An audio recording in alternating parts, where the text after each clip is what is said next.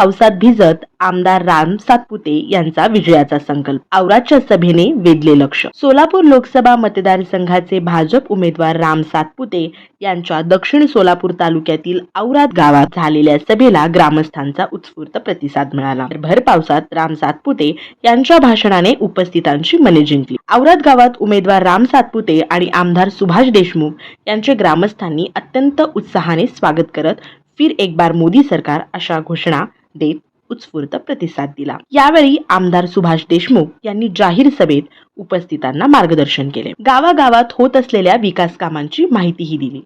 आज सोलापूरच्या सर्वांगीण विकासासाठी एका कणखर नेतृत्वाची गरज आहे. तेव्हा पुन्हा एकदा सोलापुरात कमळ फुलावे, तसेच लाडक्या मोदीजींना पंतप्रधानपदी विराजमान करण्यासाठी एकत्र येऊन काम करा असे आवाहन देखील केले.